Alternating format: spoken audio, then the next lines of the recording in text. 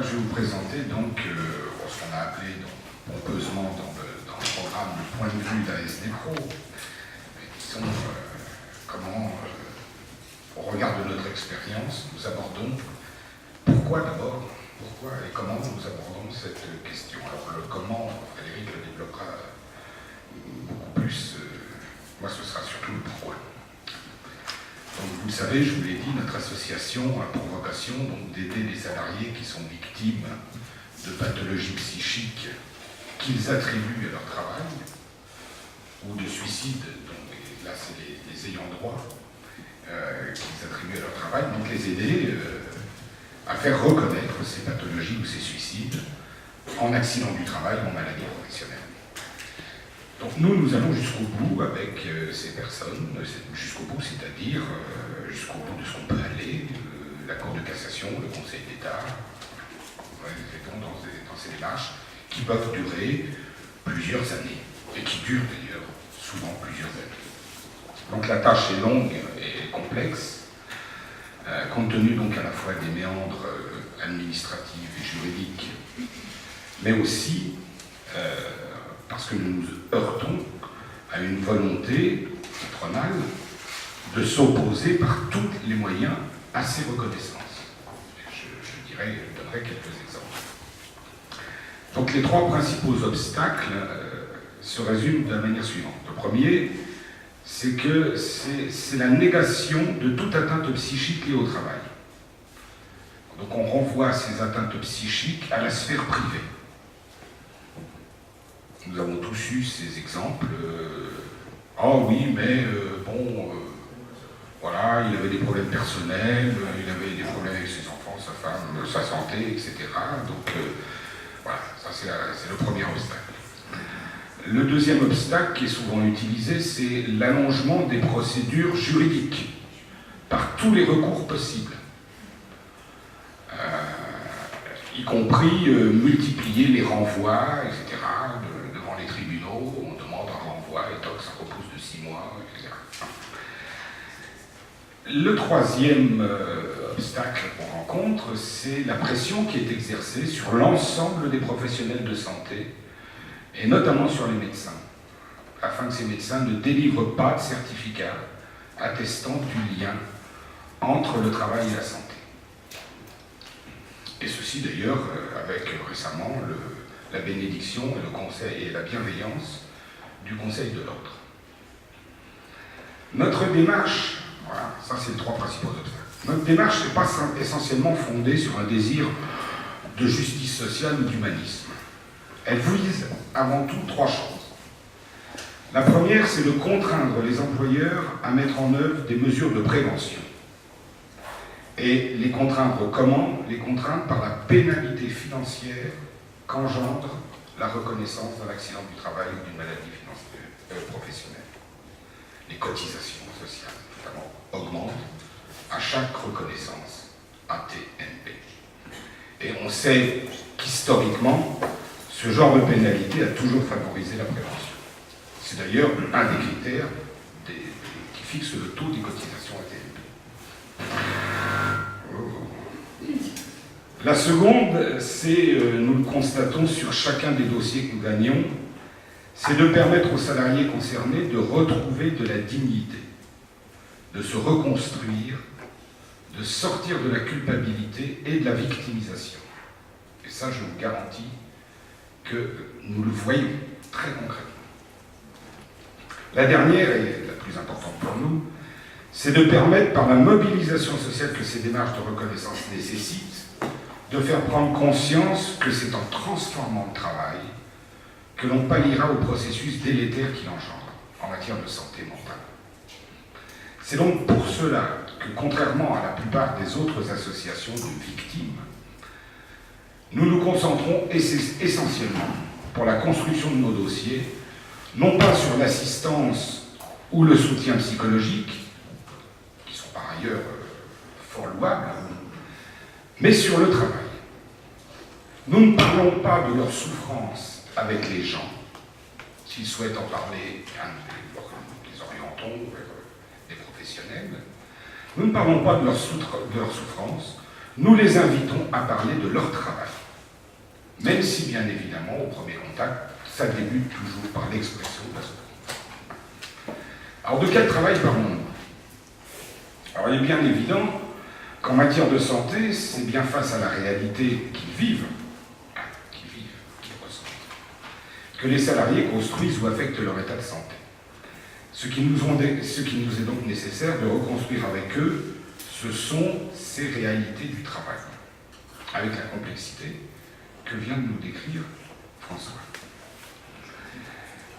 Mais en l'orientant sur un aspect bien particulier, j'y reviendrai. Quel sens accorder aux événements qui surgissent et qui produisent un sentiment de mal-être qui peut aller jusqu'à la pathologie, voire jusqu'au suicide? Je retiens les paroles de François tout à l'heure, la mémoire des événements, ou du plaisir, ou de l'échec. Donc quel sens accorder aux événements qui surgissent et qui produisent un sentiment de mal-être? Donc pour nous, on va se focaliser sur le recueil des traces, des faits, mais aussi sur le sens que les salariés donnent à ces faits. S'intéresser à ce que les gens font et disent de ce qu'ils font, c'est-à-dire du sens qu'ils donnent à leur action et à la manière dont les organisations du travail influent sur leur point de vue. Parce que s'intéresser au sens donné, c'est recueillir des faits qui caractérisent le travail réel et des interprétations de ces faits par les salariés en souffrance eux-mêmes pour mieux comprendre en quoi ce travail réel, par les contraintes qu'il impose, a affecté leur santé. S'intéresser au travail réel, avec et à partir de la parole des salariés en souffrance, c'est déjà ce qui va nous permettre de nous débarrasser de la tentation immédiate et caractéristique de cet état de souffrance, et qui consiste à trouver un coupable, la plupart du temps son chef. Les pathologies psychiques en lien avec le travail sont multiples, et leurs causes le sont également. Contrairement à ce que disent les tenants des débats actuels sur le burn-out, et qui focalisent sur la question de l'épuisement professionnel, ce n'est pas la charge de travail excessive qui vient en premier des dossiers traités par notre association, même chez les catégories socio-professionnelles supérieures. Cela n'est pas étonnant, car s'il est incontestable que la charge de travail et l'intensification du travail se sont accrues pour l'immense majorité des salariés, c'est avant tout, sans conteste, l'absence de soutien social et la perte de sens du travail qui ne permettent plus de soutenir cette charge de travail et qui sont donc à l'origine de ces décompensations. C'est ce que nous constatons. Par exemple, nous allons bientôt avoir 10 ans d'existence, plusieurs centaines de dossiers, nous n'avons rencontré qu'un seul cas de burn-out.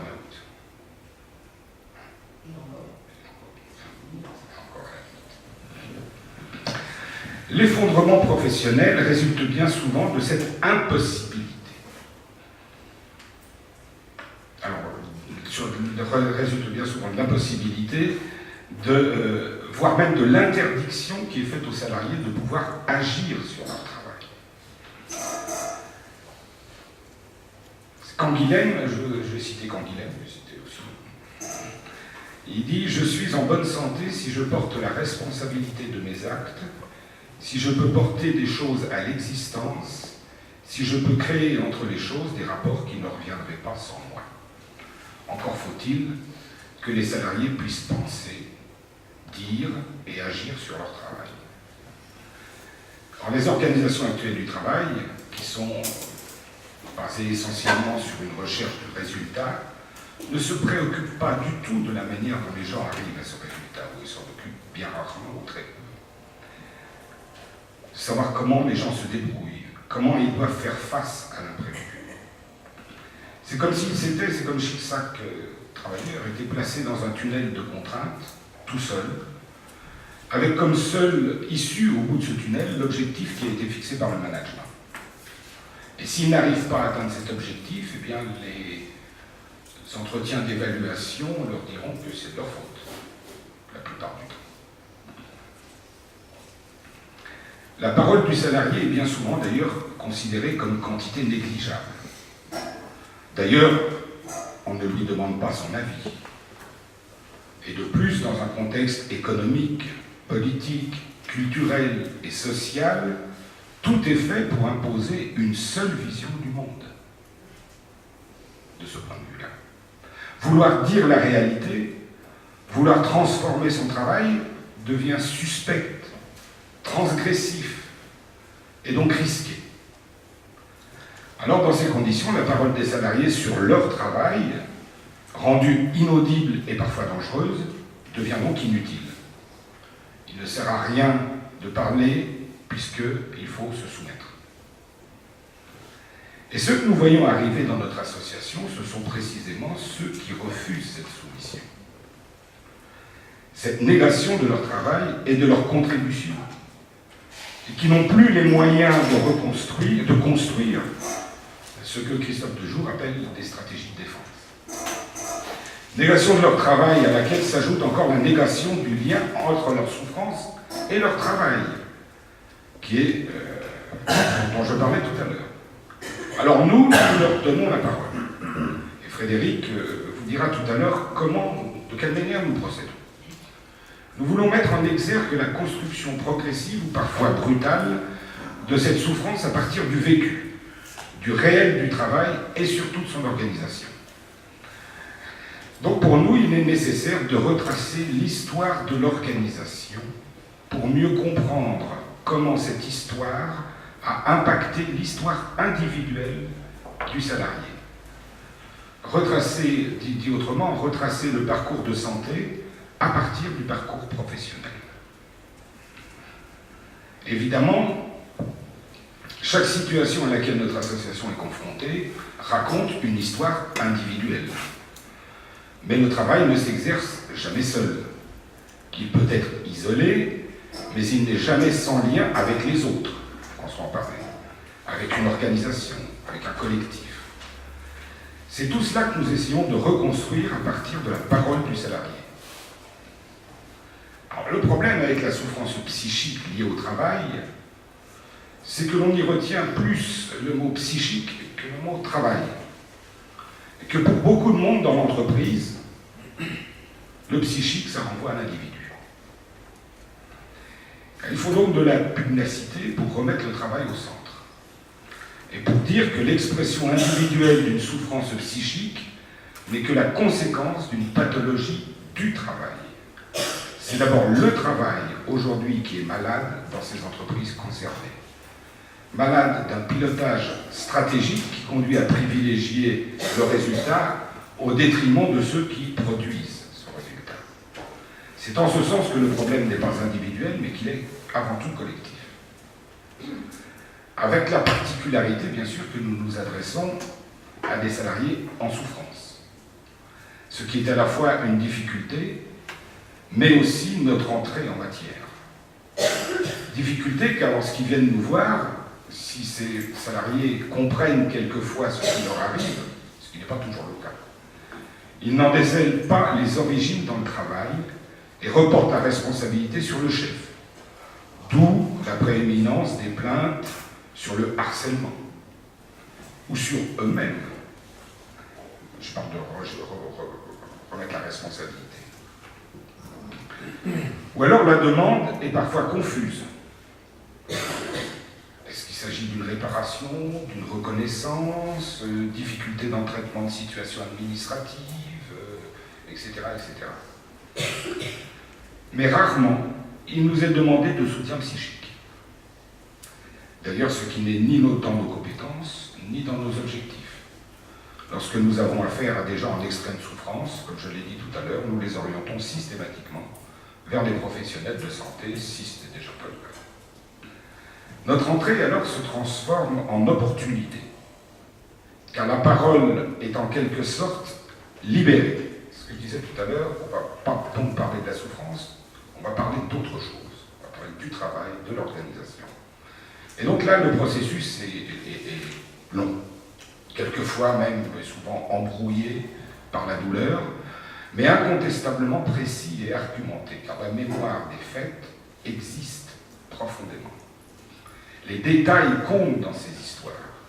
La mémoire des événements est bien là, même si elle est escamotée par la complexité, dans la durée, ou par les traitements subis.